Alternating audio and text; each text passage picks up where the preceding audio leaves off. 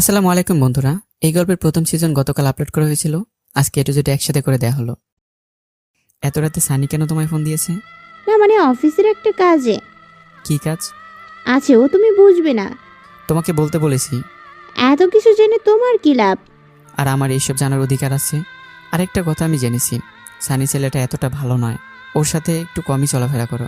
আমি কার সাথে চলাফেরা করব সেটা কি এখন তোমায় বলে দিতে হবে? আর কে খারাপ আর কে ভালো আমি সেটা খুব ভালো করেই জানি। কিন্তু মিম তুমি। ছোট লোকের বাচ্চা কোথাকার, তোর সাহস কি করে হয় আমার গায়ে হাত দেওয়ার? কি ভেবেছিস তুই? তোর সাথে কয়েকদিন ফ্রি হয়ে চলাফেরা করেছি বলে কি তোর যা ইচ্ছে তুই তাই করবি আর আমি কিছু বলবো না? ইন্টার পরীক্ষায় পাশ করে নতুন একটা ভার্সিটিতে ভর্তি হয়েছি। ভার্সিটির প্রথম দিন ভার্সিটিতে ঢুকতেই একটা মেয়ে আমাকে ডাক দিল। ওই ছেলে এদিকে আয়। প্রথমে বুঝতে পারিনি যে মেয়েটা আমাকে ডাকছে, তাই কোনো দিকে না তাকিয়েই আগের মতোই হাঁটতে থাকলাম। ওই ব্ল্যাক শার্ট আর কালো প্যান্ট, তোকেই ডাকছি, এদিকে আয়। আবার মেয়েটা ডাক দিল। এখন দাঁড়িয়ে পড়লাম আর বুঝে গেলাম মেয়েটা আমাকেই ডাকছে, কারণ আজ আমি ব্ল্যাক শার্ট আর ব্ল্যাক প্যান্ট পরে এসেছি। আশেপাশে তাকিয়ে বোঝার চেষ্টা করছি কে আমায় ডাকছে। তখন একদল ছেলে টাইপের মেয়েদের দিকে চোখ পড়তেই ওদের মধ্যে থেকে একটা মেয়ে আমাকে আঙ্গুল দিয়ে ইশারা করে ওদের কাছে আসতে বলল। আমিও বুঝে গেলাম যে এরা আমাকেই ডাকছে, তাই মাথা নিচু করে ওদের পাশে গিয়ে দাঁড়ালাম। জি আপু, আমায় ডাকছেন? এখানে তো তুই ছাড়া অন্য কাউকে দেখছি না, তাহলে কাকে রাখবো? ওদের মধ্যে একটা মেয়ে বলল কথাটা। মাথাটা তুলে একটু আশেপাশে তাকিয়ে দেখি সত্যি কেউ নেই। জি বলেন, আমায় কেন ডেকেছেন? এতক্ষণ ধরে যে ডাকছি শুনতে পাস না? সরি, আসলে আমি বুঝতে পারিনি যে আপনারা আমায় ডেকেছেন। কি রে মিম, এই তো দেখছি পুরো আবুলের মতো কথা বলছে। ওর পাশের একটা মেয়েকে বলল কথাটা। ওই তোর নাম কি রে? জি আমার নাম তামিম। আর আপনার? এখন যে আমি ওর নাম ধরে ডাকলাম শুনতে পাস না, তাহলে আবার নাম জিজ্ঞেস করছিস কেন? যেহেতু ওনার নাম জিজ্ঞেস করেছি সেহেতু নামটা ওনার মুখেই শুনতে চাই। এখানে আপনার কথা না বললেও হবে। কি তোর এত বড় সাহস তুই আমার মুখে মুখে তর্ক করিস? এই মিম, তুই চুপ কেন, কিছু বলছিস না কেন একে? আমার নাম মিম, এখন হয়েছে? আমার দিকে তাকিয়েই আমি এতক্ষণ ধরে আমার বিপরীতের দিকে মুখ করে বসেছিলেন, তার ঠিকমতো চেহারা দেখতে পারিনি। কিন্তু উনি যখন আমার দিকে ফিরলেন সাথে সাথে আমি হা হয়ে ওনার দিকে তাকিয়ে রইলাম। কারণ একটা মেয়ে যে এত সুন্দর হতে পারে তা আগে জানতাম না। শুধু হা হয়ে ওনার দিকে তাকিয়ে আছি, কোনো কথা বলছি না। এই ছেলে এভাবে তাকিয়ে আছিস কেন?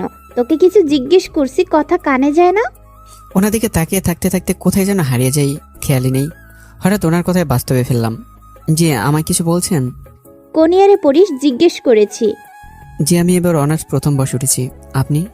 আমি তৃতীয় বর্ষে। এখন শোন, প্রতিদিন ভার্সিটিতে আসার পর আমাদের এসে সালাম দিয়ে যাবি, মনে থাকে যেন। এখন ক্লাসে যা। জি আর একটা কথা ছিল। আবার কি? আসলে আমি তো এই ভার্সিটিতে নতুন, তাই ঠিক মতো কিছু চিনি না। আমার ক্লাসরুমটা কোথায় যদি একটু দেখিয়ে দিতেন। ওই দ্বিতীয় তলার বামের রুমটা। আঙ্গুল দিয়ে হাতের ইশারাই বলল। ধন্যবাদ। আচ্ছা তাহলে আমি এখন যাই। যা। তারপর আর কোনো কথা না বলে ওনার দেখানো ক্লাসরুমটায় চলে আসলাম। ক্লাসে ঢুকতে যাব, তখনই ভিতরে তাকিয়ে দেখি ক্লাসের সবাই আমার দিকে হা হয়ে তাকিয়ে আছে। বুঝলাম না এদের আবার কি হলো, যার জন্য এইভাবে হা হয়ে তাকিয়ে আছে। এসব বিষয় লক্ষ্য না করে ক্লাসে ঢুকে একটা বেঞ্চে গিয়ে বসে পড়লাম। একা একা বসে আছি, কারণ আমার বন্ধুরা এখনও ভার্সিটিতে আসেনি। অনেকক্ষণ ধরে বসে আছি আর এদিকে ক্লাসে সবাই আমার দিকে হা হয়ে তাকিয়ে আছে। মনে হয় আমি কোনো এলিয়েন। সব মিলিয়ে আর ক্লাসে বসে থাকতে ভালোই লাগছে না, তবুও ধৈর্য নিয়ে বসে আছি। এমন সময় হঠাৎ একটা ছেলে এসে আমার পাশে বসে পড়ল। হাই, আমি রনি। তুমি? আমি তামিম। আচ্ছা, মিমাপুর সাথে তুমি এত কিসের কথা বললা এত সময়? আসলে আমি ইচ্ছে করে বলিনি, ওনার একটা ফ্রেন্ডই প্রথমে আমার ওদের কাছে ডেকে নিয়ে যায়। আচ্ছা, এখন ক্লাসের সব ছেলে মেয়েরা যে তোমার দিকে এইভাবে তাকিয়ে আছে, এটার মানে বুঝতেছ? না তো। আচ্ছা ওরা আমার দিকে এভাবে তাকিয়েছে কেন? তাহলে শোনো, মিমাপু হলেন এই শহরের নাম করা ব্যবসায়ী মালিক চৌধুরী একমাত্র মেয়ে। ওনাকে এই ভার্সিটির সব ছেলেরাই জমের মতো ভয় পায়, কারণ ওনার ওপরে কেউই কথা বলতে পারে না। ওনার বাবার জন্য কেউ কিছু বললেই ওনার বাবাকে দিয়ে উচিত শিক্ষা দেয়। আর ভার্সিটিতে প্রতিদিন একটা না একটা নতুন ছেলেকে দেখলেই ওরা সবাই মিলে ওকে র্যাগিং করে। আর এইসবের জন্য ভার্সিটির সবাই ওনাকে লেডি ডন নামেই চেনে। তোমাকেও ভার্সিটিতে নতুন মনে হচ্ছে, কিন্তু তোমাকে ওরা কিছুই করেনি, এটা দেখেই আমি সহ ভার্সিটির সব ছাত্রছাত্রীরা অবাক। তাহলে এখন বুঝেছ কেন ওরা তোমার দিকে তাকিয়ে আছে? মিমের ব্যাপারে রনির মুখ থেকে এত কথা শুনে ভয় আমার গলায় শুকিয়ে গেল। এ তো ডেঞ্জারাস মেয়ে, আর আমি কেন ওর সাথে এমন ব্যবহার করলাম? না জানি আমায় পেলে আবার কি করে। কি হলো, তুমি ভয় পাচ্ছ নাকি? না না, আমি ভয় পাবো কেন? কিসের ভয় আমার? সেটা সময় হলে বুঝতে পারবা। আচ্ছা, আমরা যেহেতু ক্লাসমেট, তাহলে একে অপরকে তুই করে বলি, আর আজ থেকে আমরা ফ্রেন্ড। আচ্ছা। এইভাবে আমি আর রনি টুকটাক কিছু কথা বলতে লাগলাম। কথা বলছি, এমন সময় আমার 2 হারামি বন্ধু ক্লাসে আসলো। কিরে, তুই কখন এলি? অনেক আগে এসেছি, কিন্তু তোরা আসতে দেরি করলে কেন? জানিস, আজ এতটুকুর জন্য আমার খেলা শেষ হয়ে যেত। মানে কি, তুই আমাদেরকে না বলেই খেলায় নেমে পড়লি? কাজটা একদম ঠিক করলি না। আরে বেটা, আমি সেই খেলার কথা বলছি না। আচ্ছা তাহলে শোন। এরপর ওদেরকে সব ঘটনা বললাম। কি বলছিস এইসব? শুনে তো বিশ্বাসই হচ্ছে না যে মিমাপু তোকে কিছু না করে ছেড়ে দিয়েছে। এখন আমার কি হবে?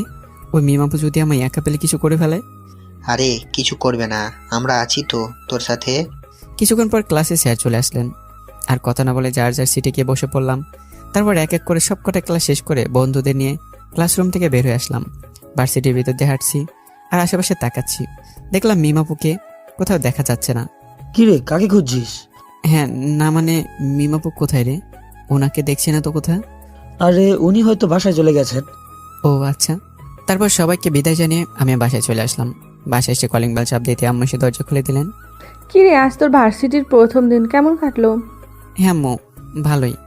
আচ্ছা, তুই রুমে গিয়ে ফ্রেশ হয়ে নে, আমি তোর জন্য টেবিলে খাবার দিচ্ছি। আচ্ছা বলে রুমে চলে আসলাম। রুমে এসে ফ্রেশ হয়ে নিচে চলে এলাম। এসে দেখি আম্মু আগে থেকে টেবিলে খাবার সাজিয়ে রেখেছেন। তাই চুপচাপ একটা চেয়ার টেনে গিয়ে বসে পড়লাম। খাবারটা খেয়ে আবার রুমে চলে এলাম। রুমে এসে কিছুক্ষণ ফেসবুকিং করার পর ঘুমিয়ে পড়লাম, কারণ আজ ভার্সিটির জন্য অনেক সকালেই ঘুম থেকে উঠেছিলাম। এইভাবে ঘরে বসে দিনটা কেটে গেল। পরদিন সকালে ঘুম থেকে উঠে নাস্তা করে ভার্সিটি গিয়ে যা দেখলাম তা দেখার পর মিমের প্রতি আমার ভয়টা আরও বেড়ে গেল। কারণ আমি দেখলাম যে মিম একটা ছেলেকে ধরে ইচ্ছে মতো হকি স্টিক দিয়ে মারছে। মার খেয়ে ছেলেটার নাক মুখ দিয়ে রক্ত বেরোচ্ছে, তবুও ছেলেটাকে মিম ছাড়ার নামই নিচ্ছে না। মারতে মারতে এক পর্যায়ে ছেলেটা জ্ঞান হারিয়ে মাটিতে পড়ে গেল। এরপর মিম কাকে যেন ফোন করে আসতে বলল। কিছুক্ষণের মধ্যে কিছু ছেলে এসে মার খাওয়া ছেলেটাকে উঠিয়ে নিয়ে চলে গেল। এইসব দেখে আমি আর থাকতে পারলাম না। ভয় আমার হাত পা কাঁপতে লাগলো। না, এইখানে থাকা যাবে না, না হলে পরে আমাকে এমন মাই দিতে পারে। তাই মাথাটা নিচু করে ক্লাসের দিকে হাঁটা ধরলাম, কিন্তু বেশি দূর যেতে পারলাম না, কারণ এর আগে মিম আমায় ডাক দিয়ে বসলো। এই রে, মনে হয় দেখে ফেলেছে।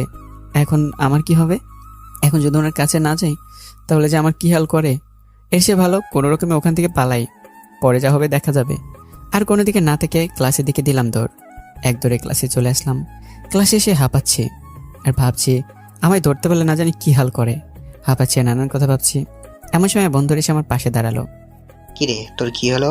এইভাবে হাঁপাচ্ছিস কেন? আর বলিস না। এরপর ওদেরকে সবটা বললাম।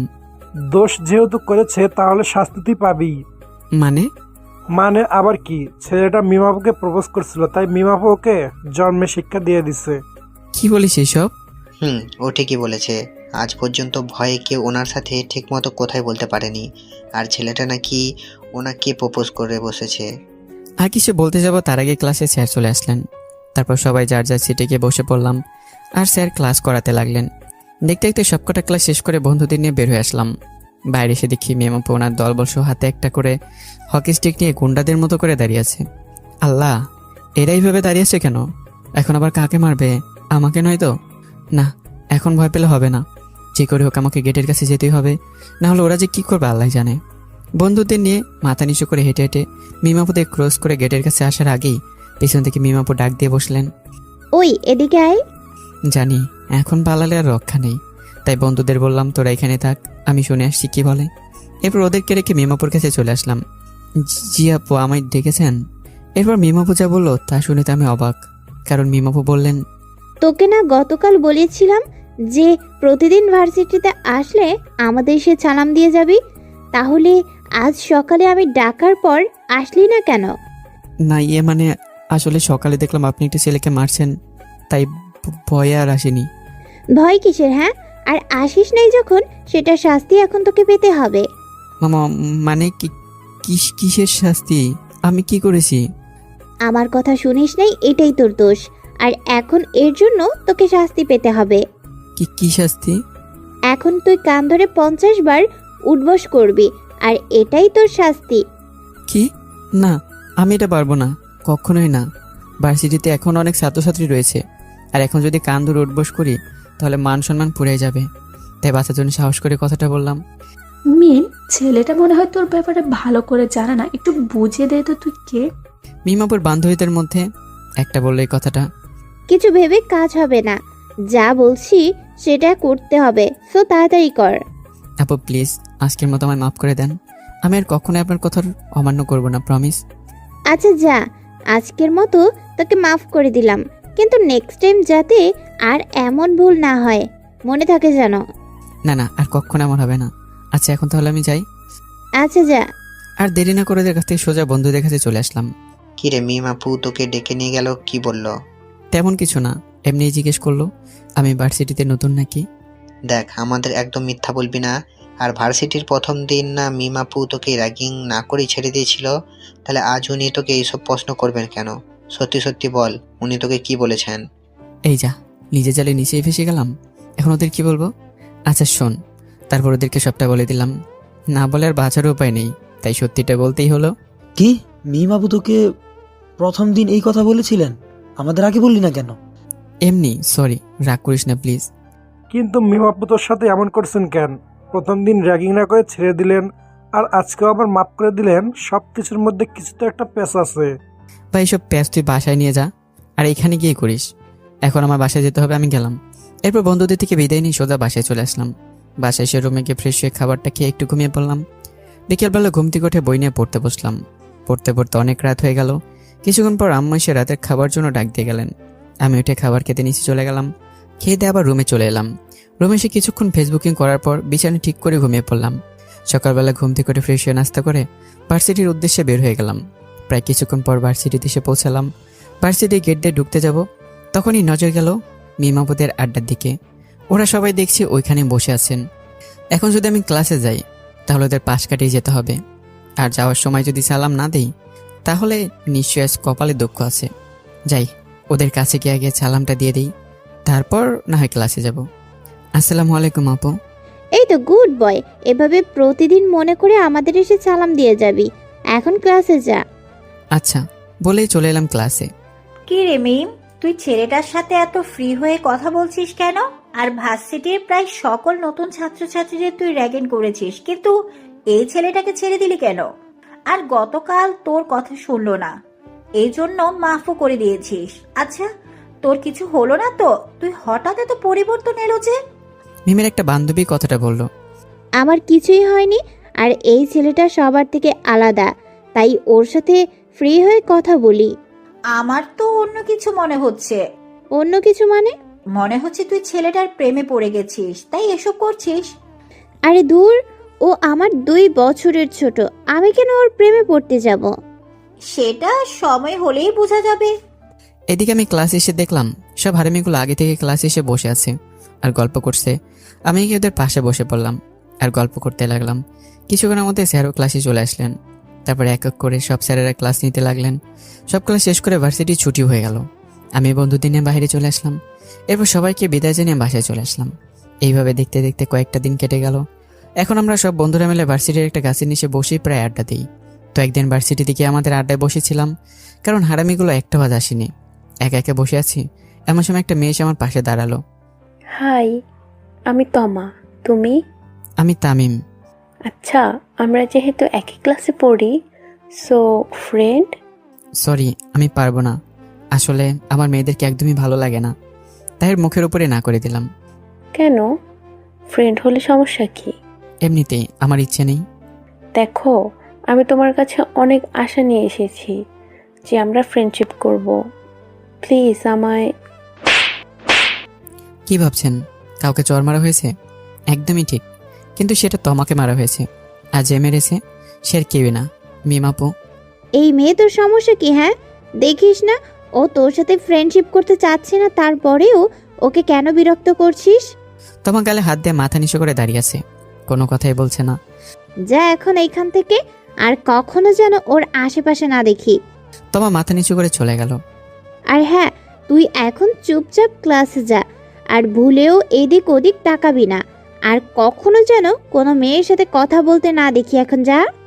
ওনার এরকম রাগী চেহারা দেখে ভয় ওখান থেকে সোজা ক্লাসে চলে আসলাম। আল্লাহ, কি গুন্ডি মেয়ে এটা! আজ এই প্রথম আমি মিমাপুর রাগ দেখলাম সামনে থেকে। একটা মেয়ের এত রাগ আসে কি করে? কিন্তু একটা কথা ভেবে পাচ্ছি না, মিমাপু হঠাৎ এসে তোমাকে চর মারলেন কেন? আর আমার সাথে ফ্রেন্ডশিপ করতে আসে তোমাকে এত কথা শোনালেন কেন? না, আর কিছুই ভাবতে পারছি না। দেখতে দেখতে অনেকটা সময় কেটে গেল। কিছুক্ষণ পর সব হারামিগুলো ক্লাসে চলে আসলো। এরপর ওদের সাথে বসে কিছুক্ষণ গল্প করলাম, কিন্তু ওদের তো আমার ঘটনাটা জানায়নি, না হলে ওরা কত কি বলবে। একটু পর ক্লাসে স্যারও চলে আসলেন আর ক্লাস করাতে শুরু করলেন। সবগুলো ক্লাস শেষ করে বন্ধুদের নিয়ে বাইরে চলে আসলাম। বাইরে এসে দেখি মিমাপু ওনার বন্ধুরা মিলে সবাই আড্ডায় দাঁড়িয়ে আছেন। ওইদিকে নজর না দিয়ে আমি আমার বন্ধুদের নিয়ে হাঁটতে লাগলাম। যখন ভার্সিটির গেট পার হতে যাব, তখনই পিছন থেকে মিমাপুর ডাক পড়ল। ওই এদিকে আয়। জানি না গেলে হবে না, তাই বন্ধুদের রেখে ওনার কাছে চলে আসলাম। জি আপু বলেন, আমায় কিসের জন্য রেখেছেন? দরকার আছে। জি, কিন্তু কেন? যাওয়া লাগবে না, আমার সাথে চল। কোথায় যাব? সেটা গেলেই দেখতে পারবি, এখন কথা না বলে চল। তারপর এক প্রকার জোর করেই মিমাপু আমায় ওনার গাড়িতে বসে একটা রেস্টুরেন্টে নিয়ে আসলেন। গাড়ি থেকে নেমে আমার হাত ধরে রেস্টুরেন্টের ভিতরে নিয়ে আসলেন। এখন বল কি খাবি? আমি কিছু খাবো না, আপনি খেয়ে নেন, আমার বাসায় যেতে হবে। ওই বাড়তি কথা বলিস কেন? তোকে যা জিজ্ঞেস করেছি তার উত্তর দে। কি খাবি বল তাড়াতাড়ি। আপনি যে অর্ডার দেবেন তাই খেয়ে নেব। বুঝেছি, এটা না বলে আর উপায় নেই। এরপর মিমাপু একটা ওয়েটারকে ডেকে ওনার মতন কিছু খাবার অর্ডার করলো। কিছুক্ষণের মধ্যে ওয়েটার সে খাবারও দিয়ে গেল। ইচ্ছে না থাকা সত্ত্বেও মিমাপুর ভয়ে ওনার সাথে খেতে হলো। খেয়ে দিয়ে বেল মিটিয়ে মিমাপু আমার হাত ধরে গাড়িতে উঠিয়ে নিয়ে আসলেন। গাড়িতে এসে আমার বাসার অ্যাড্রেস জিজ্ঞাসা করলেন। আমি বাসার অ্যাড্রেসটা বলে দিলাম।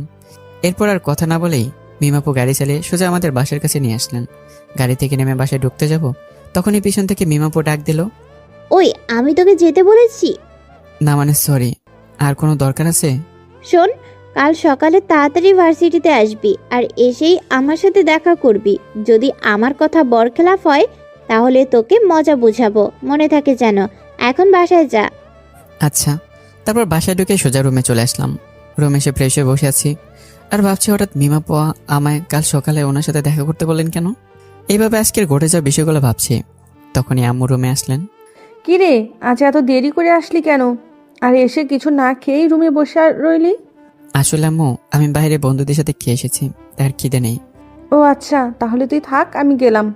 এবার আম্মু চলে গেলেন আর আমি মোবাইলটা হাতে নিয়ে একটু ফেসবুকে লগ ইন করলাম। ফেসবুকে ঢুকতে হারামিগুলো মেসেজ দিয়ে জ্বালাতে শুরু করলো যে মিমাপু তোকে কোথায় নিয়ে গিয়েছিল, কেন নিয়ে গিয়েছিল, ইত্যাদি ইত্যাদি প্রশ্ন করতে লাগলো। আমি ওদেরকে বললাম কাল ভার্সিটিতে আসলে সব বলবো। তারপর আরও কিছুক্ষণ ফেসবুকিং করার পর মোবাইল রেখে একটু পড়তে বসলাম। পড়াশোনা শেষ করে রাতের খাবার খেয়ে আজকের মতো ঘুমিয়ে পড়লাম, কারণ কাল সকালে ভার্সিটি থেকে মিমাপুর সাথে দেখা করতে হবে।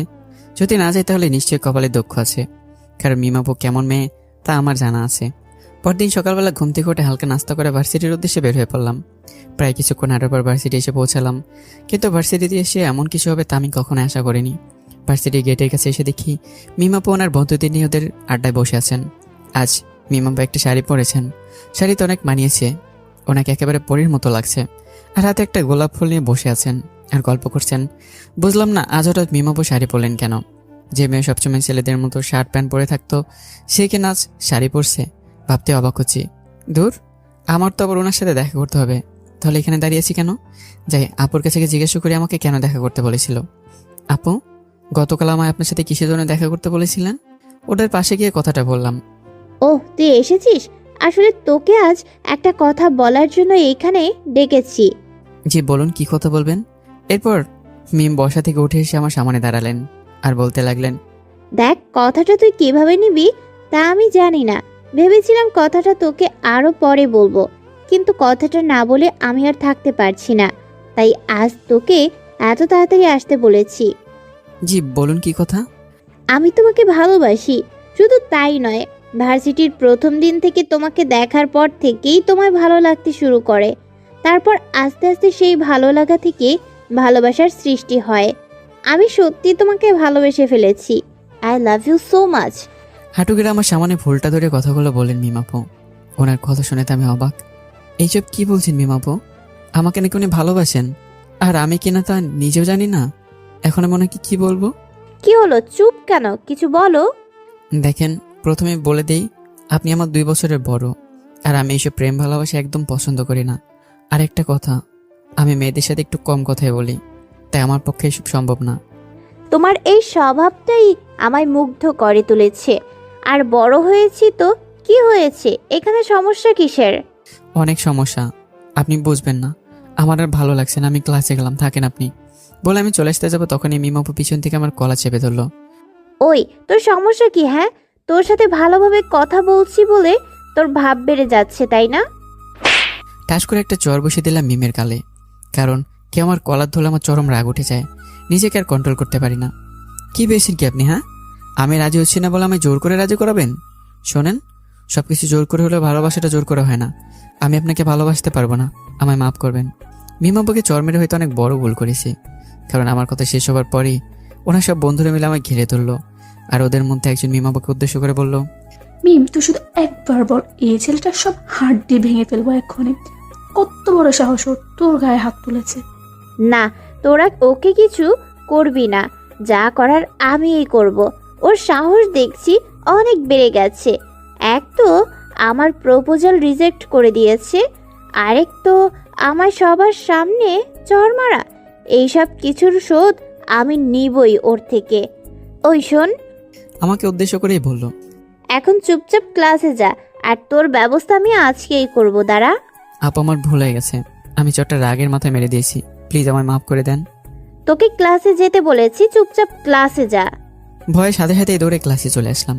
ক্লাসে এসে ভাবতে লাগলাম, না জানি এখন আমার কি হয়।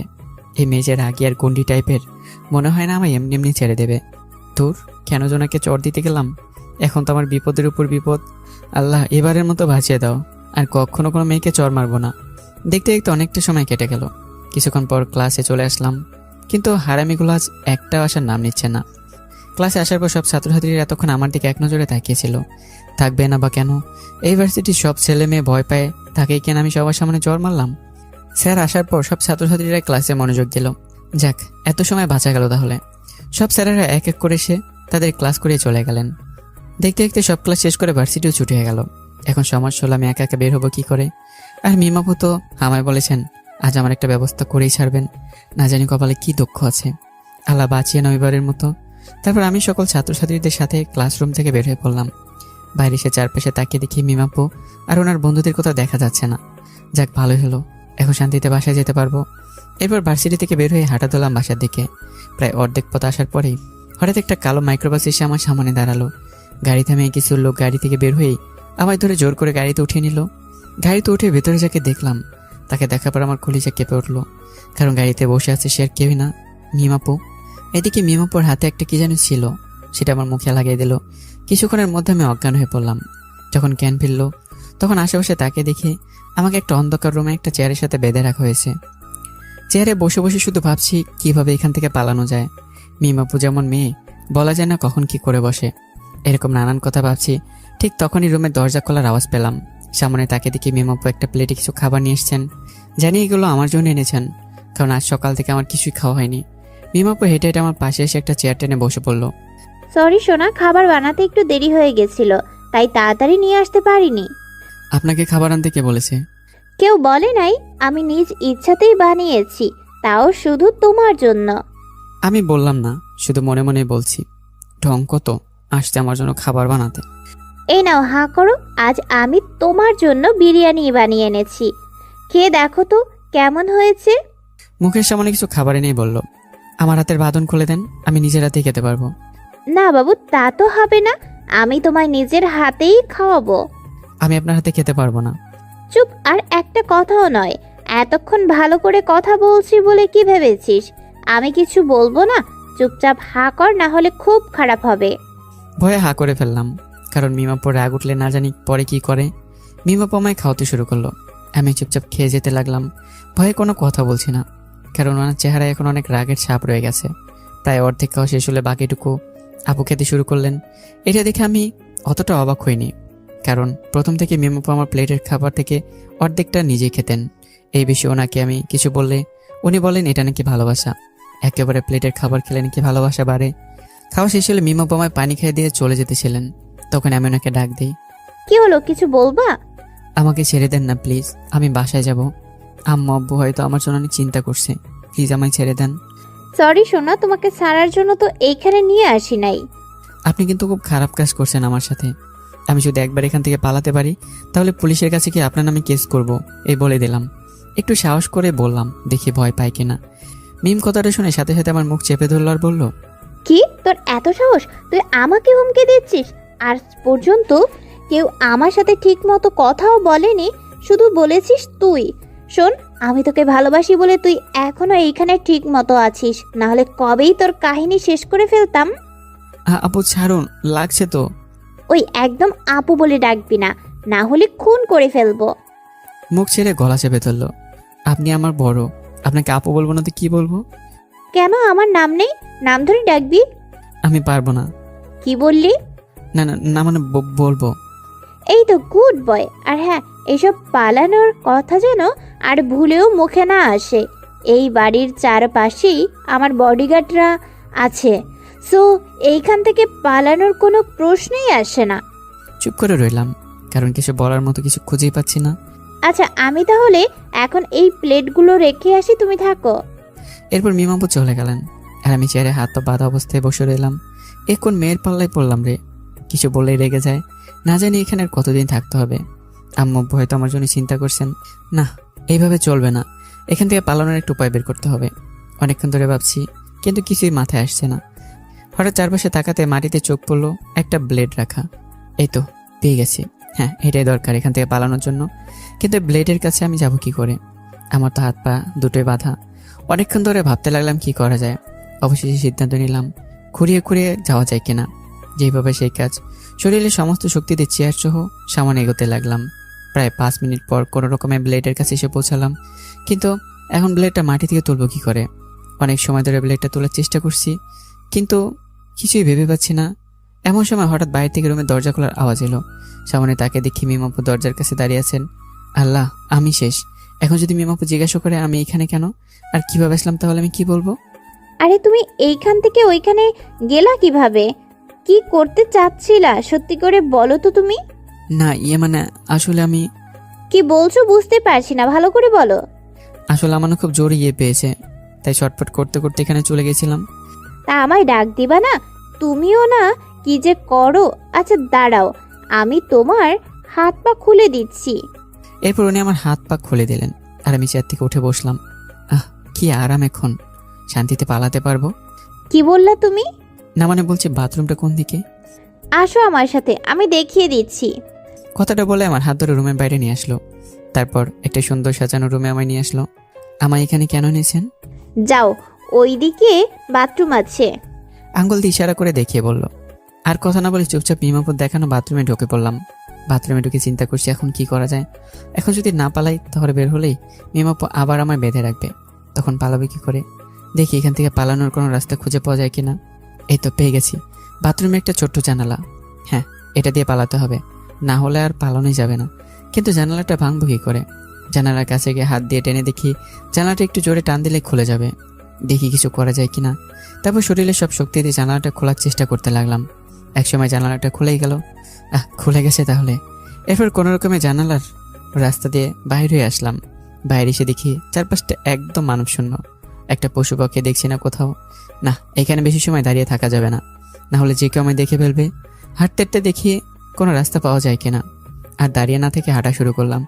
জানি না ওরা আমায় কোথায় নিয়ে এসেছিল, এই জায়গাটা চিনতেও পারছি না।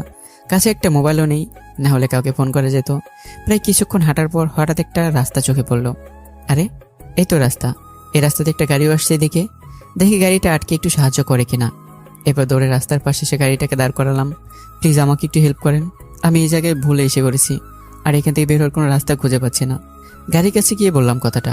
একটু পর গাড়িতে একটা মধ্যবয়স্ক লোক বের হয়ে আসলো। লোকটাকে দেখে অনেক ধনী মনে হচ্ছে।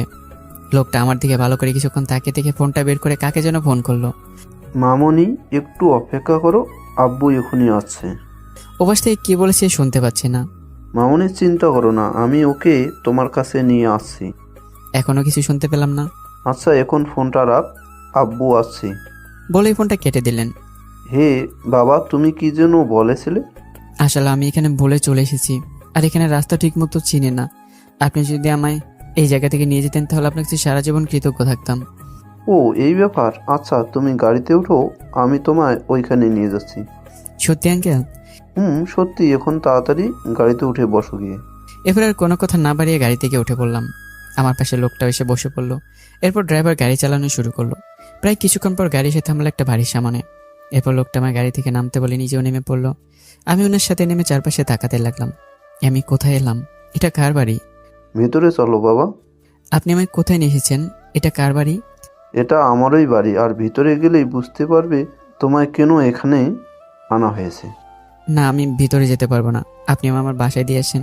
আমি তো বলেছি তোমায় এইখানে নিয়ে যাব, এর আগে তোমায় আমার সাথে ভিতরে চলো, না হলে কিন্তু আমি নিয়ে যাব না।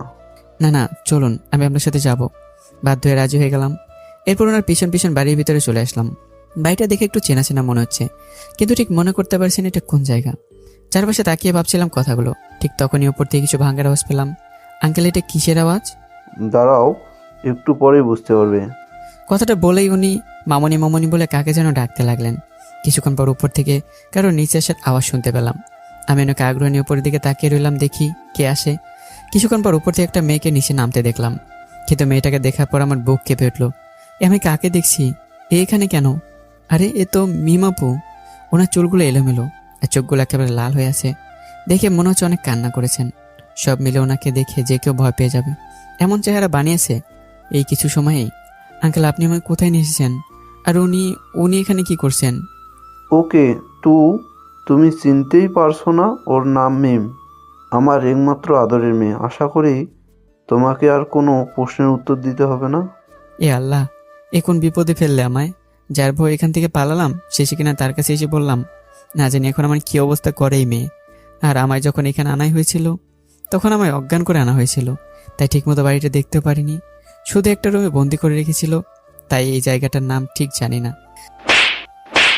কুত্তা, তোর খুব পালানোর শখ তাই না?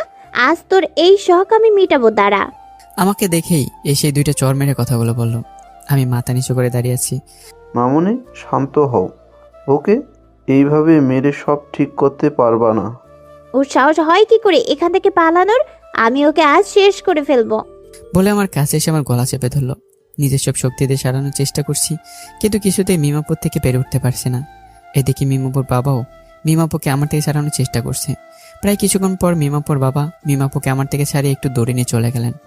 মামুনি প্লিজ শান্ত হও, এইভাবে ওকে মেরে কোনো লাভ হবে না। এর চেয়ে ভালো ওকে তোমার রুমে নিয়ে গিয়ে ভালো করে বুঝাও, দেখবে ও এমনিতেই বুঝে যাবে।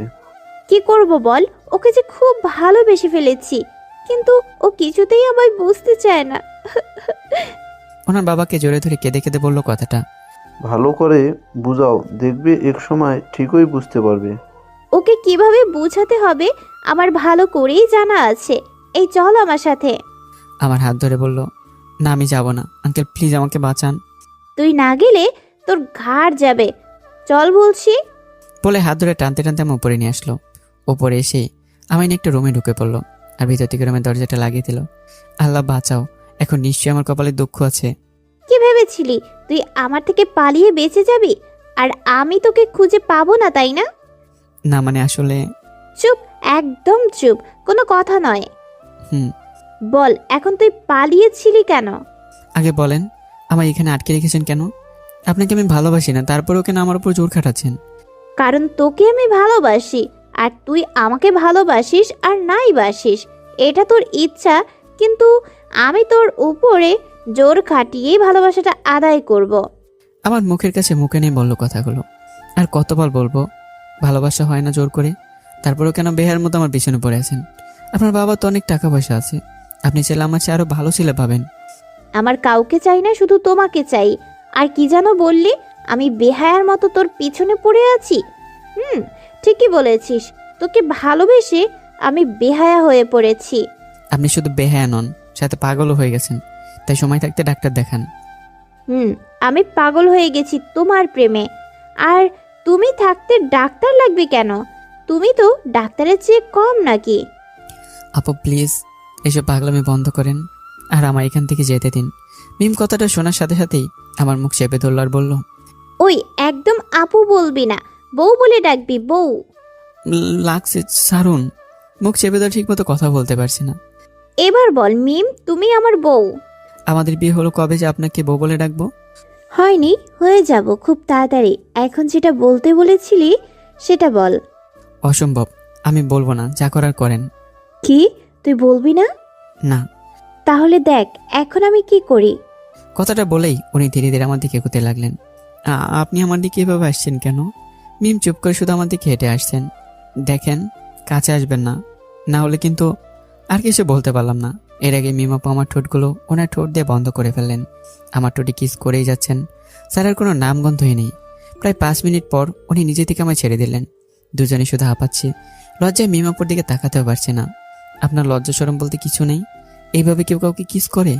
আরেকটু হলেই তো দম বন্ধ হয়ে যেত। কেউ না করলেও আমি করি।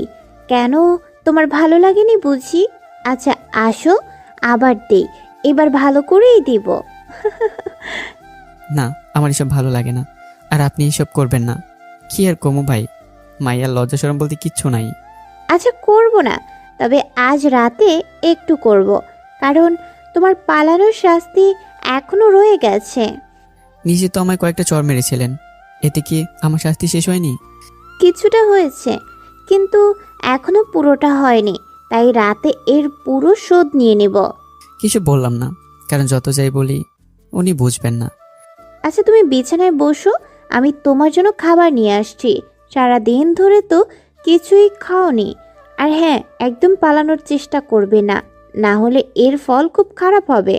কথাগুলো বলে মিমাপু বাইরে চলে গেলেন। আমি আর দাঁড়িয়ে না থেকে বিছানায় বসে পড়লাম। জানি এখন আর পালাতে পারবো না। আর পালাতে গিয়ে যদি মিমাপুর কাছে আবার ধরা চাই, তাহলে নিশ্চয় অবস্থা খারাপ করে দেবেন।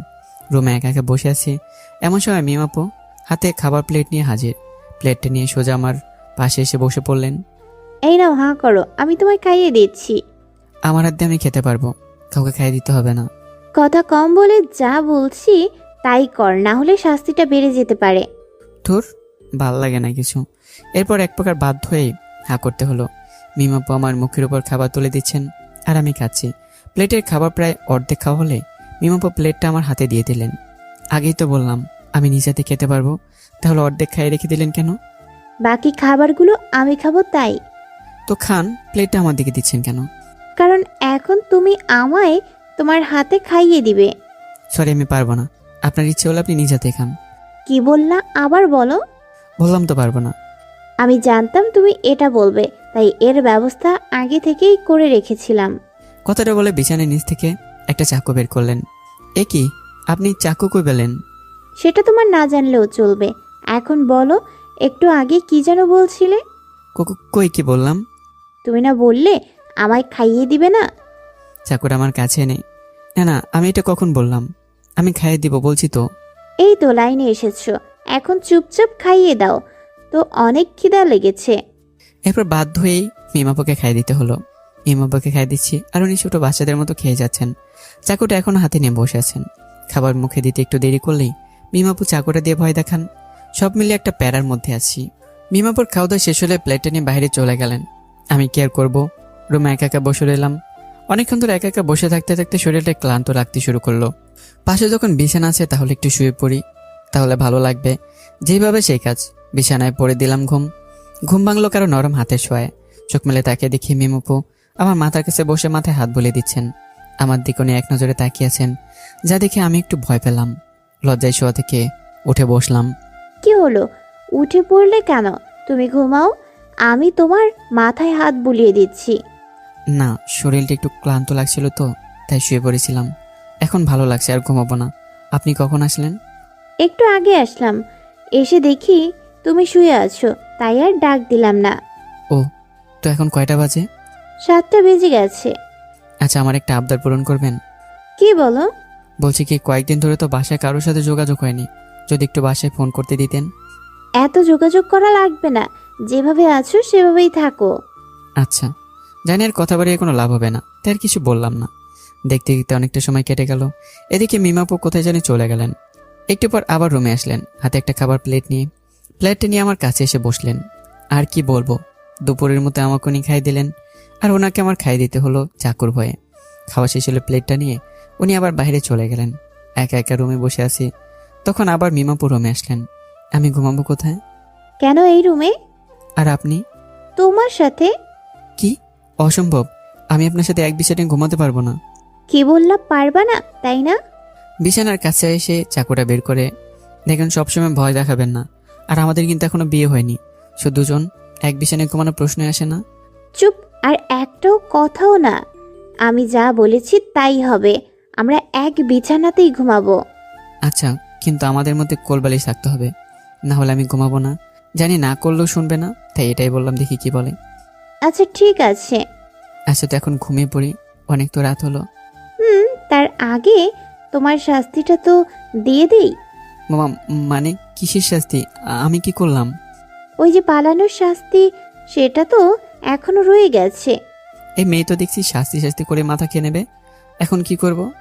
বিড়বিড় করে কি বলছো? না কিছু না, আমার অনেক ঘুম পাচ্ছে, আমি ঘুমোতে গেলাম। তার আগে শাস্তিটা তো দিয়ে দেই। কি শাস্তি? চোখ বন্ধ করো, আমি শাস্তি দিয়ে দিব। শাস্তি দিতে হলে আবার চোখ বন্ধ করা লাগে নাকি? যা বলছি তাই করো, এত কথা বলো কেন? আচ্ছা, এই নেন, করলাম। এদিকে আমি অনেকক্ষণ চোখ বন্ধ করে আছি, কিন্তু মিমাপুর কোনো সারা শব্দই পাচ্ছি না। একটু পর হঠাৎ আমার মুখের উপর কারো গরম নিঃশ্বাস পড়তে শুরু করলো। কি হচ্ছে বোঝার জন্য চোখ খুলে দেখি মিমাপুর ধীরে ধীরে ওনার মুখ আমার মুখের দিকে নিয়ে আসছেন। আমি কিছু বলতে যাব, তার আগে মিমাপু ওনার ঠোঁট দিয়ে আমার ঠোঁট চেপে ধরলেন। পরে কি হলো বুঝতেই তো পারছেন। নিজেকে ওনার থেকে ছাড়াতে পারছিলাম না। অবশেষে কিছুক্ষণ পর উনি নিজে থেকে আমায় ছেড়ে দিলেন। ছেড়ে দিয়ে দুজনেই একসাথে হাঁপাচ্ছি। মার ডালা রে, এটা মেয়ে নাকি কোনো রোবট? আরেকটু হলে নিশ্চয়ই আমার খুঁজেই পেতেন না, যেভাবে চেপে ধরেছিল। কি হলো, এত কিছু ভাবছো, একটাই পেট ভরেনি বুঝি? কি বলছেন? এসব লজ্জা শরম আপনার কিছু নেই? একটা ছোট নিষ্পাপ বাচ্চাকে যে কোনো সময় কিস করে বসেন। হলে নিষ্পাপ বাচ্চালে, কাল বিয়ে করলে মাসখানেক পরে বাচ্চার বাপ হবে, আর নিজেকে নিষ্পাপ বাচ্চা বলো? আমার এখনো বিয়ের বয়স হয়নি, তো আমি তো বাচ্চাই। আর বেশি দিন বাচ্চা থাকতে হবে না, বিয়েটা হলেই বড় হয়ে যাবে। মানে কার বিয়ে? কারো নয়, অনেক রাত হয়ে গেছে, শুয়ে পড়ো যাও। আর কথা না বলে চুপচাপ গিয়ে বিছানায় একটা বালিশ নিয়ে শুয়ে পড়লাম। এর আগে মাঝখানে একটা কোল বালিশ রেখে দিলাম। বিছানায় শুয়ে থাকতে থাকতে কখন যে ঘুমিয়ে পড়লাম খেয়ালই নেই। সকালবেলা ঘুম ভাঙলে বুকে ভারী কিছু একটা অনুভব করলাম। চোখ মেলে তাকে দেখি মিমাপু আমায় জোরে ধরে আমার বুকের উপর শুয়ে আছেন। এটা দেখে সাথে সাথে আমি লাফ মেরে বিছানা থেকে উঠে বসলাম। আমি ওঠাতে মিমাপুরও ঘুম ভেঙে গেল। কি হলো, এইভাবে উঠে পড়লা কেন? কত সুন্দর একটা স্বপ্ন দেখছিলাম তোমায় নিয়ে। আরে রাখেন আপনার স্বপ্ন, আগে বলেন আপনি আমার বুকের উপর কেন শুয়েছিলেন? ও, এই ব্যাপার। আসলে বালিশে মাথা ভালো লাগছিল না, তাই তোমার বুকের উপর শুয়েছিলাম। তাই বলে আপনি আমার বুকের উপর শুবেন? গতকাল রাতে না বিছানার মাঝখানে কোল বালিশ রেখেছিলাম, সেটা কই? আমাদের মাঝখানে ডিস্টার্ব করছিল তাই ফেলে দিয়েছি। আরে ভাই কি বলবো বলেন, এই মেয়ে তো দেখি কিছুই বোঝে না, শুধু মনে মনে অনেক ইচ্ছা মতো গালি দিচ্ছি, কারণ সরাসরি বলে আমার অবস্থা খারাপ করে দেবে। আচ্ছা, এখন উঠে যখন পড়েছো তাহলে ফ্রেশ হয়ে নাও, আমি তোমার জন্য নাস্তা নিয়ে আসছি। কথাটা বলে উনি চলে গেলেন। আমি আর কি করবো, ওয়াশরুমে ফ্রেশ হতে চলে গেলাম। ফ্রেশ হয়ে বাইরে এসে দেখি মিমাপু নাস্তা নিয়ে বিছানায় বসে আছেন। তারপর দুজনে একসাথে বসে নাস্তা করে নিলাম। নাস্তা শেষ হলে মিমাপু প্লেট নিয়ে বাইরে চলে গেলেন। দেখতে দেখতে কেটে গেল 2 দিন। আজ দুপুরবেলা খাবার খেয়ে রুমে বসে আছি, তখনই বিছানায় বালিশের নিচে চোখ পড়তে দেখলাম একটা ফোন। এটা আবার কার ফোন দেখি তো একটু। বালিশের নিচ থেকে বের করে দেখি এটা মিমাপুর ফোন। আরে ফোনে তো দেখছি কোনো লকই নেই, মানে আনলক করা। এই তো পেয়েছি, দেখি এটা দিয়ে কাউকে ফোন করা যায় কিনা। এরপর ফোনে শুভ নাম্বার তুলে দিলাম কল। অনেকক্ষণ ধরে রিং হচ্ছে কিন্তু ফোন ধরছে না। প্রথমবার কেটে গেল, তারপর আবার দিলাম। 2বার রিং হতেই ওপাশ থেকে কে যেন কল রিসিভ করলো। হ্যালো, কে বলছেন? হ্যালো শুভ, আমি তামিম বলছি। কি তামিম? বন্ধু কোথায় তুই? কেমন আছিস? কোন অবস্থায় আছিস? ওপাশ থেকে শুভ বলল কথাগুলো। ভাই আমি ভালো না, আমাকে আর কিছু বলতে যাবো তার আগে কি যেন আমার হাত থেকে ফোনটা কেড়ে নিল। ফোনটা কেড়ে নিল দেখার জন্য সামনে তাকিয়ে দিয়ে দেখি মিমাপু আমার দিকে অগ্নি দৃষ্টিতে তাকিয়ে আছেন। ও আল্লাহ, খাইছে আমারে, আমি এবার শেষ। কার সাথে ফোনে কথা বলছিলে এতক্ষণ? না মানে কারোর সাথে না। বল, কার সাথে কথা বলছিলে এতক্ষণ? বললাম তো কারোর সাথে না। ভালোই ভালোই বলে দে কার সাথে কথা বলেছিস, না হলে চড়িয়ে গাল লাল করে দিব। শার্টের কলা চেপে ধরে বলল, না আর মারবেন না প্লিজ, আমি বলছি আমার এক বন্ধুর সাথে কথা বলেছি। ওকে কেন ফোন করেছিলি? এমনি। সত্যি করে বল, না হলে আরো কয়েকটা দিব। আমার আর এখানে ভালো লাগছে না, তাই ওকে ফোন করেছিলাম যাতে আমার এখান থেকে নিয়ে যায়। কি এত বড় সাহস, তুই আবার এইখান থেকে যাওয়ার প্ল্যান করছিস?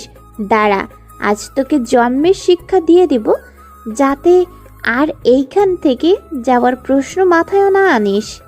আমাকে মাফ করে দেন প্লিজ, আমি আর কখনো এমন করব না। না, তোর আর মাফ নেই, তোকে এর জন্য শাস্তি পেতেই হবে, কঠিন শাস্তি। কথাটা বলে মিমাপু রুম থেকে চলে গেলেন। জানি আজ কপালে বড় দুঃখ আছে। দূর কেন যোকে ফোন করতে গেলাম, এখন নিজের কামাই নিজেই খাবো। এদিকে প্রায় কিছুক্ষণ পর মিমাপু আমার রুমে আসলেন। এক হাতে একটা দড়িয়া আর অন্য হাতে একটা ব্লেড নিয়ে আমার কাছে এসে দাঁড়ালেন। এইসব কেন এনেছেন কিছুই বুঝতেছি না আমি। এদিক উনি ব্লেডটা টেবিলের উপর রেখে আমায় ধাক্কা মেরে বিছানায় ফেলে দিলেন। বিছানায় ফেলে দিয়ে দড়ি দিয়ে আমার হাত বাঁধতে শুরু করলো। আপনি এসব কি করছেন? আমার হাত বাঁধছেন কেন? চুপ, একটা কথাও বলবি না বলে দিলাম, না হলে খুব খারাপ হবে। আপু প্লিজ আমায় কিছু করবেন, আমায় ছেড়ে দেন। মিম সাথে সাথে ব্লেডটা টেবিল থেকে এনে আমার গলায় চেপে ধরলো। বললাম না কথা বলবি না, মুখ বন্ধ রাখ আর একদম নড়াচড়া করবি না, না হলে এইটা দিয়ে গলা কেটে দিব। ভয়ের কিছুই বললাম না, কারণ যে ডেঞ্জারাস মেয়ে বলা যায় না কখন কি করে বসে। এদিকে মিমাপু দড়ি দিয়ে আমার 2 হাত বিছানার সাথে বেঁধে দিলেন। এত শক্ত করে বেঁধেছেন যে একটু নড়তে পারছি না। তোর খুব শখ এইখান থেকে পালানোর, তাই না? না মানে আমি তো। চুপ, একটা কথাও বলবি না। এখন আমি তোকে যা যা বলতে বলবো তাই বলবি, আর যদি না বলিস তাহলে শাস্তির জন্য তৈরি থাক। কি বলতে হবে আমি বলেন, আমি বলবো। এখন আমায় আই লাভ ইউ বল। এটা আবার কেমন কথা? না আমি এটা বলতে পারবো না। ভালোই ভালোই বলছি, বলে ফেল, না হলে শাস্তি খুব কষ্টের হবে। দেখেন আপনি একটু বোঝার চেষ্টা করেন, আমি আপনাকে ভালোবাসি না, আর আপনার জন্য আমার মনে কোনো ফিলিংসও নেই। তার উপর আপনি আমার 2 বছরের বড়, আমাদের ভালোবাসা কেউ কখনো মেনে নেবে না, আর বিয়ে তো দূরের কথা। তোকে শুধু আই লাভ ইউ বলতে বলেছি, এত কথা নয়। যেটা বলতে বলেছি সেটা বলে দে তাড়াতাড়ি। বললাম তো আমি বলবো না, আপনি কি করবেন করেন। আচ্ছা তাহলে দেখ আমি কি করি। কথাটা বলে ব্লেড দিয়ে আমার হাতে হালকা একটা টান দিলেন। ব্যথায় জোরে আমি চিৎকার করে উঠলাম। ছোটবেলা থেকে আমি ব্লেড ভীষণ ভয় পাই, এমনকি ব্লেড দিয়ে হালকা কেটে গেলে আমার অনেক কষ্ট হয়। আমি যেটা বলেছি সেটা বলে দে, তাহলে ছেড়ে দিব। না আমি বলবো না, কখনোই না। আমি শুধু মেয়েদের ঘৃণা করি। তাহলে এবার দেখ কেমন লাগে। কথাটা বলে উনি একটা কাপড়ের টুকরা আমার মুখে গুঁজে দিলেন। তারপর ব্লেড দিয়ে হাতে কয়েকটা টান মেরে দিলেন। মুখে কাপড় ঢুকিয়ে দেওয়া চিৎকার করতে পারছি না, শুধু চোখের পানি ছাড়ছি। মিম কিছুক্ষণ পর আমার মুখের কাপড়ের টুকরোটা বের করে ফেলেন আর আমায় বলতে বলল, প্লিজ একবার আই লাভ ইউ বলে ফেলো, আমি আর তোমায় কষ্ট দিতে পারছি না। আই হেট ইউ, আমি মেয়েদের ঘৃণা করি। মিম কথাটা শোনার সাথে সাথেই উনি আবার আমার হাতে ব্লেড দিয়ে কয়েকটা টান মেরে দিলেন। আর সহ্য করতে পারলাম না, একটা চিৎকার দিয়ে সাথে সাথে আমি জ্ঞান হারিয়ে ফেললাম সেখানে। এদিকে মেয়ের রুম থেকে চিৎকারের শব্দ শুনে মালিক চৌধুরী দৌড়ে আসলেন, মানে ওর বাবা।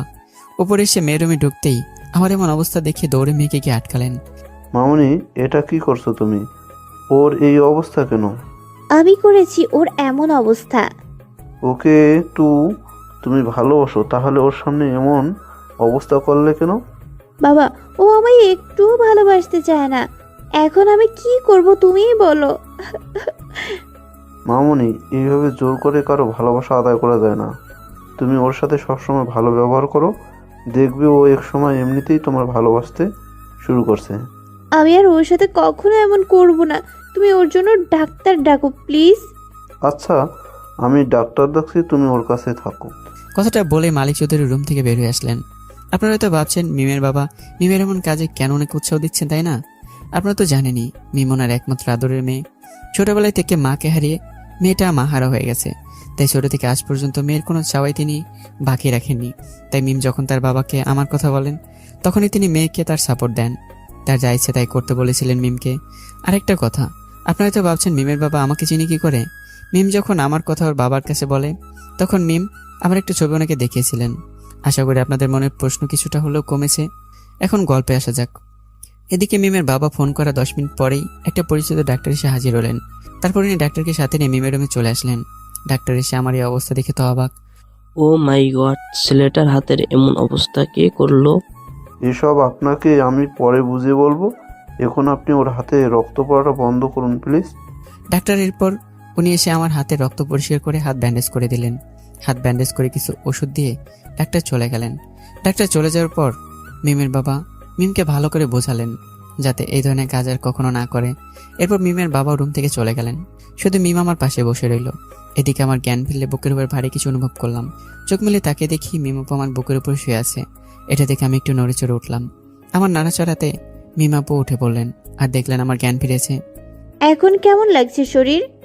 আমি নিশ্চুপ। তামিম প্লিজ আমায় মাফ করে দাও। আমি সত্যি আমার ভুল হয়ে গেছে। আসলে তুমি এইখান থেকে পালানোর প্ল্যান করেছো এটা শুনে আর মাথা ঠিক ছিল না, তাই রাগের মাথায় তোমার সাথে এমন ব্যবহার করে ফেলেছিলাম। আমার এখন ভালো লাগছে না, প্লিজ আমায় একটু একা থাকতে দেন। তাহলে বলো আমায় মাফ করে দিয়েছো? আপনি তো কোনো ভুল কাজ করেননি যে আপনাকে মাফ করব। এইভাবে বলছো কেন? বললাম তো আমার ভুল হয়ে গেছে, আর এমন কাজ করব না। আর তুমি তো জানোই আমার রাগ একটু বেশি, আর রাগ উঠলে যে কি করি নিজেই জানি না। আমি নিশ্চুপ। প্লিজ শেষবারের মতো মাফ করে দাও, কথা দিলাম আর কখনো এমন করব না। আচ্ছা দিলাম মাফ করে, এখন আমায় একটু একা থাকতে দিন। জানি এটা না বললে ছাড়বে না। থ্যাংক ইউ, তুমি অনেক ভালো। এটা কি হলো? কি হবে, কিস করলাম। আচ্ছা তুমি এইখানে থাকো, আমি তোমার জন্য খাবার নিয়ে আসছি। কথাটা বলে উনি চলে গেলেন। আমার কিছু বলতে দিলেন না। হাতে একটু একটু ব্যথা করছে, করবেই না বা কেন? যেভাবে ব্লেড দিয়ে টান দিয়েছে, জানি না আর কতদিন এখানে থাকতে হবে। কিন্তু এটা জানি, এখানে যতদিন থাকবো ততদিন কষ্টেই থাকতে হবে। বিছানায় শুয়ে শুয়ে এরকম নানান কথা ভাবছিলাম। তখনই মিমাপু হাতে একটা খাওয়া প্লেট নিয়ে এসে হাজির হলো। রুমে ঢুকে আমার পাশে এসে বসে পড়লেন।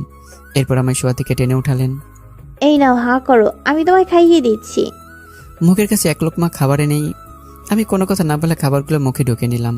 হাত ভালো থাকতে নিজাতে খেতে পারিনি, আর আজ তো এক হাত ব্যান্ডেজ করা, খাবো কি করে? অর্ধেক খাওয়া শেষ হলেই প্রতিদিন যেমন মিমাপুকে বাকিটুকু খাওয়াই, আজও তার উল্টো হলো না। বাকিটুকু উনিই খেতে লাগলেন। কিছু বললেও শুনবেন না, তাই আমি আর কিছু বললাম না। ওনার খাওয়া শেষ হলে আমায় কিছু ওষুধ খাইয়ে দিয়ে প্লেটটা নিয়ে রুম থেকে চলে গেলেন। অনেকক্ষণ ধরে একা একা বসে আছি, কিন্তু মিমাপু আসছে না। আর ভালো লাগছিল না, তাই চোখটা বন্ধ করে একটু ঘুমানোর চেষ্টা করলাম। চোখ বন্ধ করে থাকতে থাকতে কখন যে ঘুমিয়ে পড়লাম সে খেয়ালই নেই।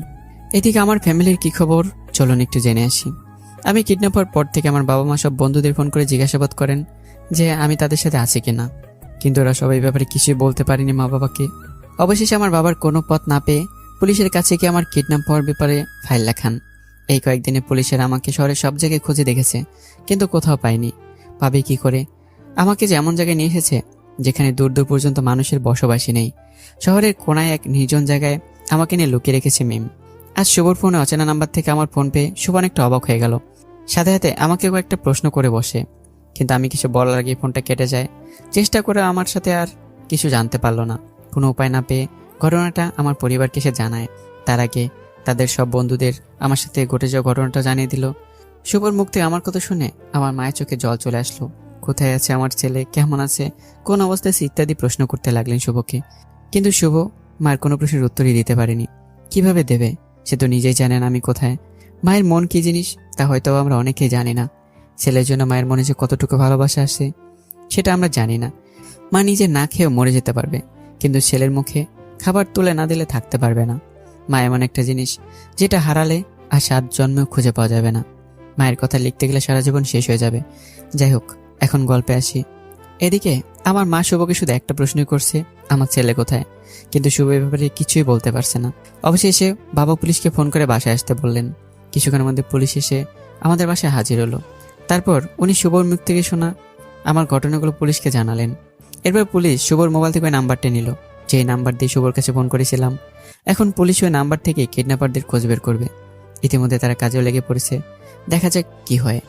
এদিকে মিম প্লেট রেখে রুমে এসে দেখে আমি ঘুমিয়ে পড়েছি। ঘুমন্ত অবস্থায় একদম বাচ্চাদের মতো লাগছে। মিম আর আমাকে না জেগে আমার কাছে এসে আমার কপালে একটু চুমু দিয়ে রুমের দরজা লাগিয়ে অন্য রুমে চলে গেল।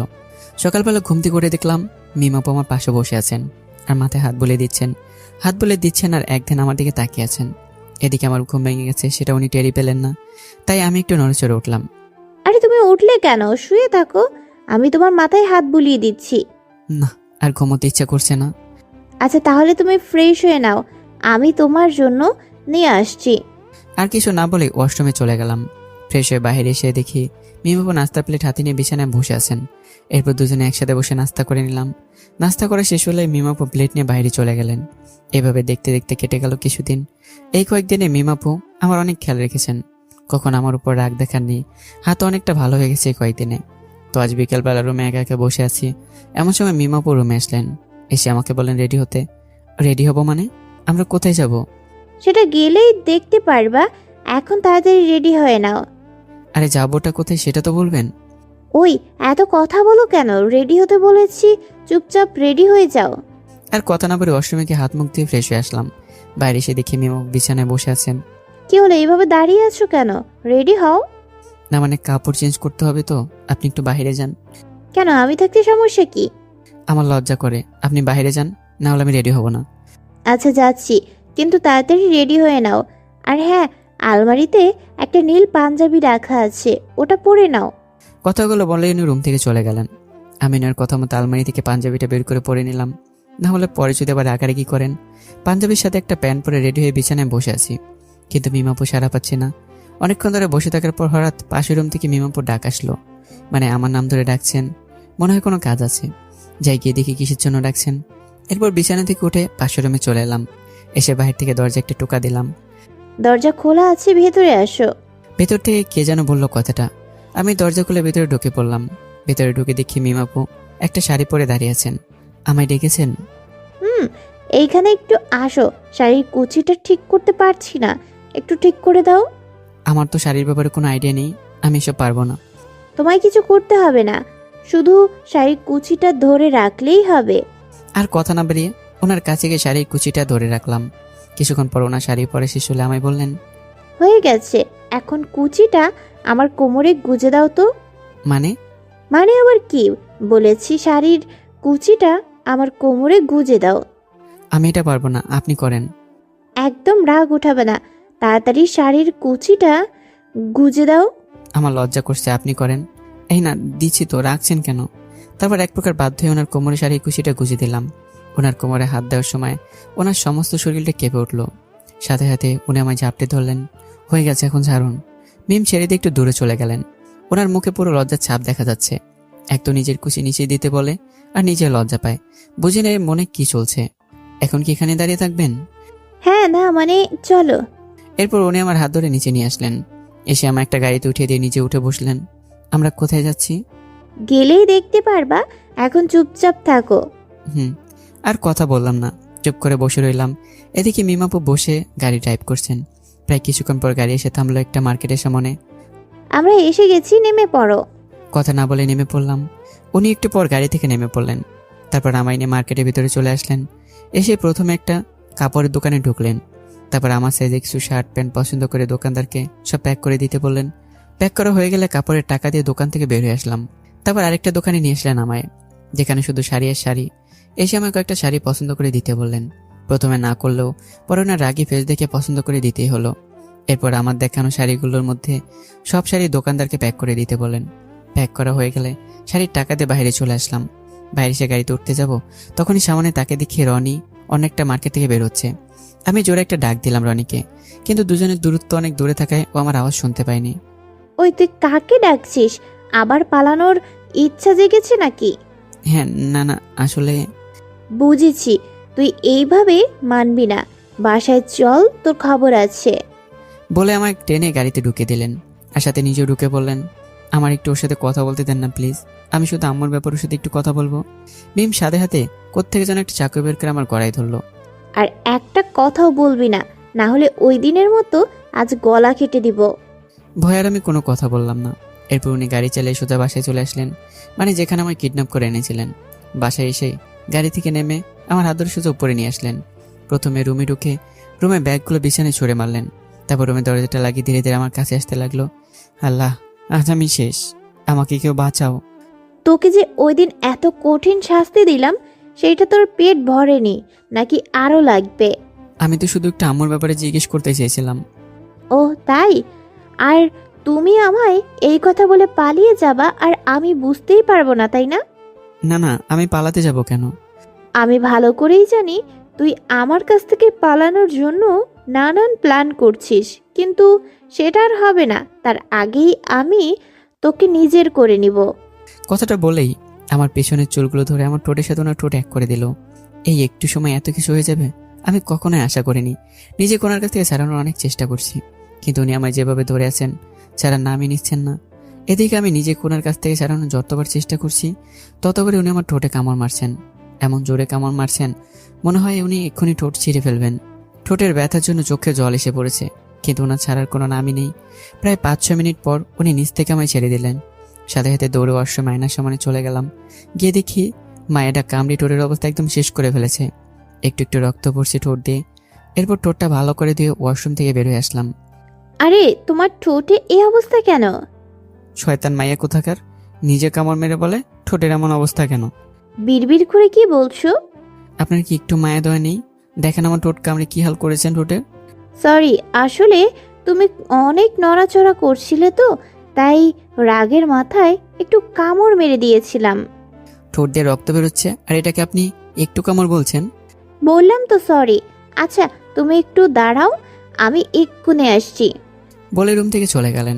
কি মেয়েরে ভাই, কামড়িয়ে রক্ত বের করে দিয়েছে আর এটাকে একটু কামড় বলছে। একা একা বিছানায় বসে আছি, এমন সময় মিমাপু হাতে একটা বক্স নিয়ে রুমে আসলেন। এসে আমার সামনে বসে পড়লো আর বক্স খুলে কি যেন বের করতে লাগলেন। দেখি কোথায় কেটে গেছে, দেখাও তো। হাতে একটা তোলা নিয়ে, থাক আপনাকে আর কষ্ট করে আমার জন্য কিছু করতে হবে না। ওই বাড়তি কথা বলিস কেন? দেখাতে বলছি, দেখা, না হলে আবার আগের মতো কামড় দিব। না না, এই যে এখানে কেটেছে, কাটা জায়গায় দেখে দিলাম, না হলে বলা যায় না যদি আগের মতো আবার কামড় মেরে বসে। তারপরে উনি তুলো দিয়ে রক্ত মুছে কি যেন একটা ওষুধ লাগিয়ে দিল। বেশ ভালোই লাগছে এখন। হয়ে গেছে, এখন ব্যথা কমে গেছে। হুম। আচ্ছা তুমি থাকো, আমি বক্সটা রেখে আসি। বলে রুম থেকে চলে গেলেন। কিছুক্ষণ একা একা বসে থাকার পর উনি আবার রুমে আসলেন। এসে বিছানায় থাকা ব্যাগগুলো উঠিয়ে আমার কাছে এসে বসলেন। এই নাও, এগুলো তোমার জন্য।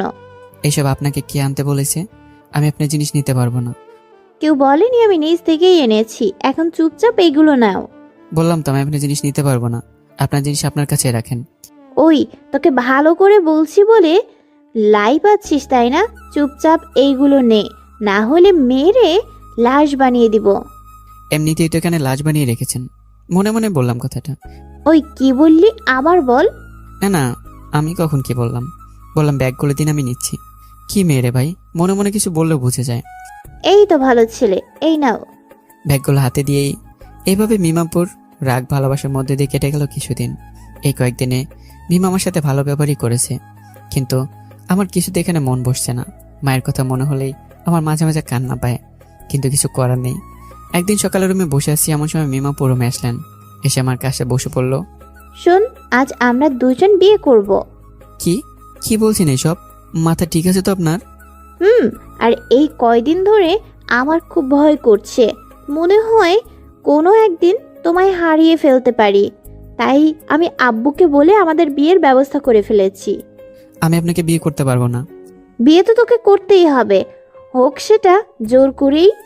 দেখেন, বিয়ে কোনো ছেলে খোলা নয় যে বললে হয়ে যাবে। এতে দুই পক্ষের মত থাকা দরকার, আর আমার এই বিয়েতে একদমই মত নেই। তোকে যখন এতদিন ধরে এইখানে জোর করে আটকে রেখেছি, তাহলে বিয়েটাও জোর করেই করব। আরে কেন এমন করছেন আমার সাথে? কি ক্ষতি করেছি আমি আপনার? কিছুই করিসনি, আমি তোকে ভালোবাসি তাই এমন করছি। এটা ভালোবাসা নয়, আর আপনি তো ভালোবাসা মানেই বোঝেন না। আমার এত কিছু বোঝার দরকারও নেই, শুধু তোমায় পেলেই হবে। দেখেন, একটু বোঝার চেষ্টা করেন। বললাম না আমার এত কিছু বোঝার দরকার নেই। আমি গেলাম, তুমি থাকো, বান্ধবীদের বিয়ের দাওয়াতটা দিয়ে আসি। কথাটা বলে রুম থেকে চলে গেলেন। যাক, চলে গেল, এখন আমি কি করব? আল্লাহ এই মেয়ের হাত থেকে আমাকে বাঁচাও। বিয়ের আগে আমার সাথে যা যা করেছে না জানি বিয়ের পর কি করে। এখন এই বিয়ে থেকে বাঁচার একটাই উপায়, এখান থেকে পালানো। যে করে হোক আমার এখান থেকে পালাতে হবে, না হলে ফেসে যাব। দেখি একটু ভেবে চিন্তে পালানো যায় কিনা। ভাবতে ভাবতে অনেকটা সময় কেটে গেল, কিন্তু মাথায় কিছুই আসছে না। অবশেষে সিদ্ধান্ত নিলাম এই বাড়ির ছাদ থেকে পালিয়ে যাব, তাহলে আর কেউ টেরি পাবে না। তারপর উঠে রুম থেকে বের হয়ে ছাদের দিকে পা বাড়ালাম। সিঁড়িতে উঠতে যাব, তখনই কোত্থেকে যেন মিমা এসে পড়লেন। ওই কই যাও?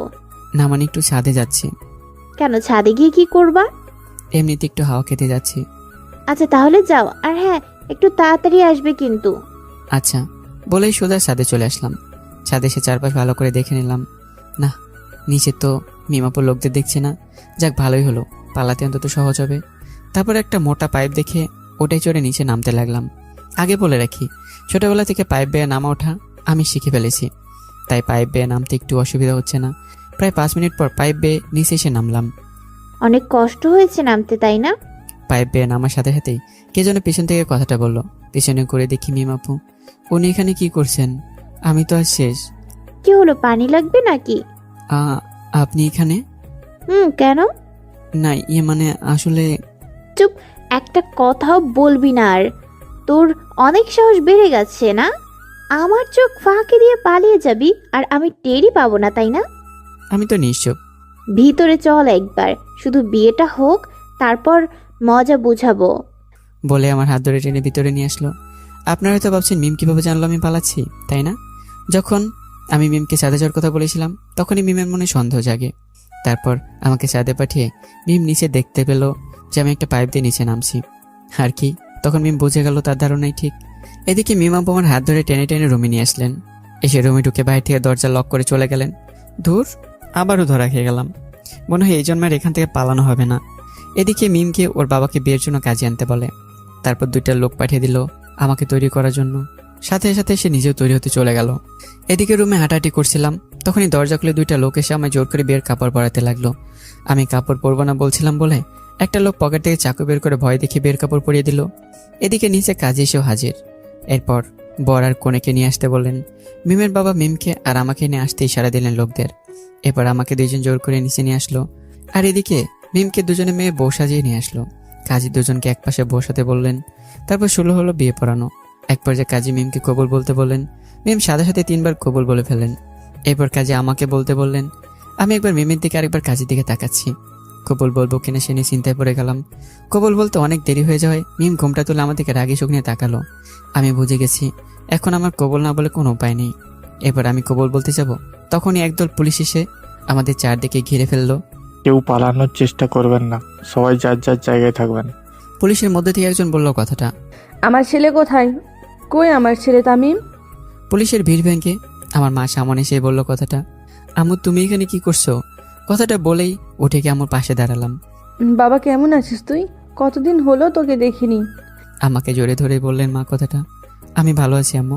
আগে বলে সব কি হচ্ছে এখানে? পুলিশ কেন? এইসব পরে বলবো, আগে বল তোকে এইখানে কারা ধরে নিয়ে এসেছিল? কি আবার? ওই যে বসা আছেন মিম আপু, উনি তামিমকে এইখানে কিডন্যাপ করে এনেছেন। এরপর আম্মু মিমের দিকে তাকালেন আর ওনার কাছে গিয়ে বললেন। আচ্ছা মা, আমার একটা প্রশ্নের উত্তর দাও তো। আমার ছেলেকে আমার থেকে দূরে রেখে তোমার কি লাভ হলো? মিম চুপ করে আছেন, কিছু বলছেন না। জানো মা, আমার ছেলেটা হারিয়ে যাওয়ার পর থেকে প্রতি রাত ওর জন্য কেঁদেছি। আচ্ছা তুমি ওকে এইখানে কেন নিয়ে এসেছিলে আমায় বলো তো।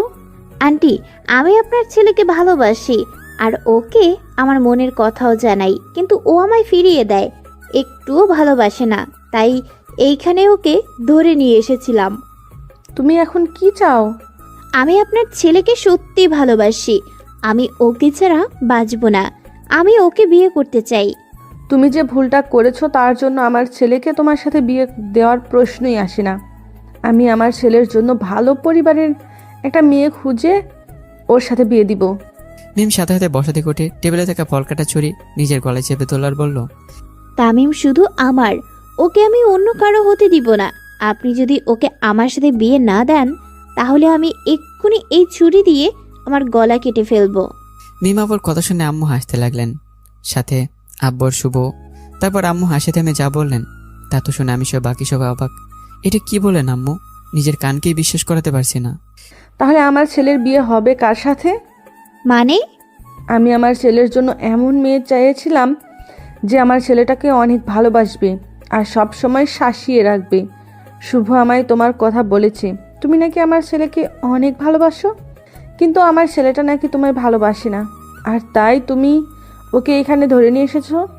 কিন্তু আপনার কথাটার মানে বুঝলাম না। আমি একটু আগে তোমায় যে কথাগুলো বলেছি সেটা শুধু তোমায় পরীক্ষা করার জন্য বলেছি। আমিও দেখতে চেয়েছিলাম আমার ছেলেটাকে তুমি কত ভালোবাসো। মিম লজ্জায় মাথা নিচু করে আছে। আচ্ছা এখন কি এখানেই দাঁড়িয়ে থাকবে নাকি বিয়ান সাহেবের সাথে বিয়ের ব্যাপারে কথা বলবা? বলবো তো, কিন্তু এখানে না, বাসায় গিয়ে। আব্বুকে উদ্দেশ্য করে বলল। আম্মু কি বলছে এসব? আমি ওনাকে বিয়ে করতে পারবো না।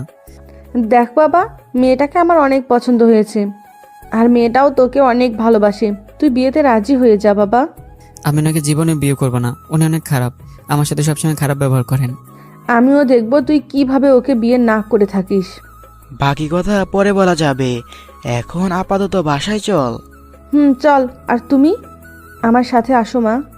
আপনাদের অনেক কষ্ট দিলাম এই কয়েকদিনে, দয়া করে মাফ করে দিবেন। আরে এটা তো আমাদের দায়িত্ব ছিল, আচ্ছা, এখন আমরা আসি। তারপর আর কি, পুলিশের ওদের গাড়ি নিয়ে চলে গেল।